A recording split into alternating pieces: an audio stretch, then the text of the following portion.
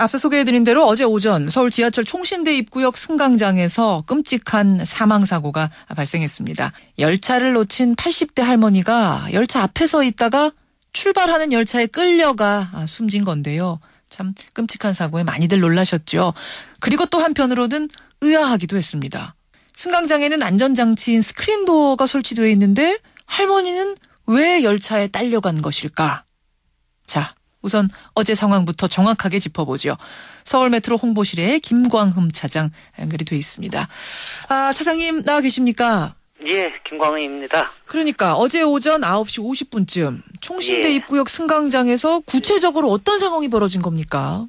예, 그때 총신대 입구역에서 열차가 출발하려고 하는데 80대 할머니 한 분이 뒤늦게 열차에 타려고 하셨어요. 예. 그래서 전동차 문은 닫히고 전동차 문이 닫히니까는 할머님이 급한 마음에 지팡이를 전동차 문에 끼워 놓으신 거죠. 예, 그리고 그렇게 가까이 있으니까는 스크린도어, 우리는 요즘 안전문이라고 얘기하는데 그렇죠. 스크린도어는 문이 안 닫힌 상태였고 예. 지팡이는 전동차 문 사이에 끼어 있었는데 그것이 얇다 보니까 감지가 안 전동차 됐고. 문이 닫힌 걸로 인식이 됐었고요.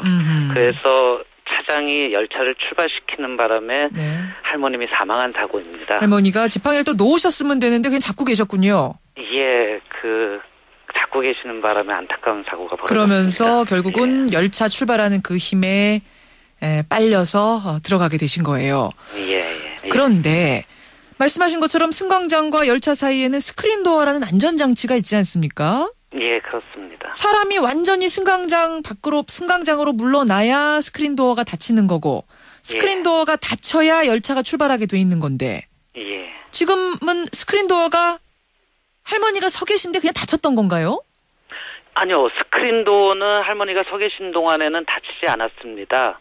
다른 스크린도어들은 모두 닫혔는데 고문은 열려져 있는 상태였고 문 한 짝 한 짝이 다 따로 움직이는 거군요. 한 칸 한 칸이. 예, 그 각각의 센서가 있어서 다른 문들은 다 닫혔고 그 문은 안 닫힌 상황이었어요. 할머니가 계신 그 문만 열리고 나머지는 닫혀 있고. 예. 승강장 안전문이 모두 닫히게 되면 그 차장석에 표시등이 켜지게 돼 있습니다. 다 닫혔다고. 그러니까 육안으로 하나하나 확인하고 닫는 게 아니라 자동 모니터가 있는 거군요. 표시가 되는 모니터가. 그래서 그 표시등에 이제 문 하나가 안 닫힌 걸로 표시가 정상적으로 됐는데. 그런데 저희 직원과 비슷한 옷차림을 하신 분이 마침 또 그 근처에 서 계시니까 저 문이 고장이 나서 직원이 서 있는구나.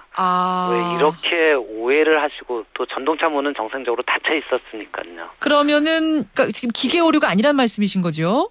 예, 오늘 표시는 다 돼 있었는데 영무원과 비슷한 옷을 입은 사람이 하필 그 할머니 승강장 앞에 서 있다 보니까 저거는 고장으로 문이 열려 있구나 이렇게 인지를 하고 출발을 했다. 아니 그런데 스크린도어가 완전히 닫히지 않으면은 뭔가 열차 출발이 자동적으로 제어가 된다든지 뭐 이런 시스템은 아닙니까?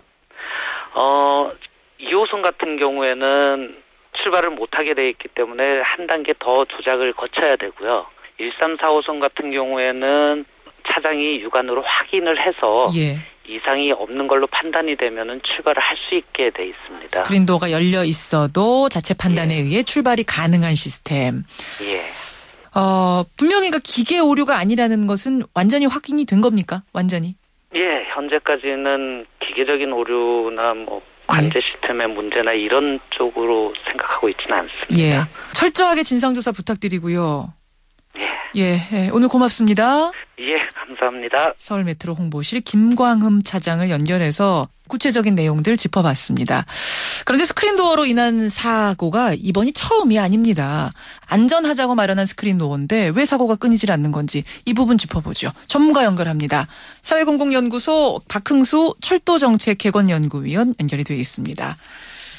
박흥수 선생님 나와 계세요. 예, 안녕하세요. 사고 현장에 다녀오셨죠? 맨 처음 화근은 할머니의 지팡이가 열차문에 끼인 겁니다. 그런데요, 지팡이가 얇은 쇠꼬챙이도 아닌데 어떻게 열차문이 인식을 못하죠? 그 열차 센서가 인식하는데 한계가 있고요. 그래서 센서의 정밀도를 더 높여야 되는 문제도 있고요. 그러니까 그 지하철 문에 보면은 고무가 되어져 있는데 그 고무 부분은 그 사이에 그 지팡이가 끼어도 얇은 게 낄 경우에는 눌림이 이게 잘 센서가 작동을 안 하는 거군요. 자, 어쨌든 그래서 열차 문은 닫혔습니다. 하지만 스크린 도어가 있지 않습니까? 다행히 스크린 도어는 할머니를 제대로 인식을 했어요. 그래서 열려 있었어요.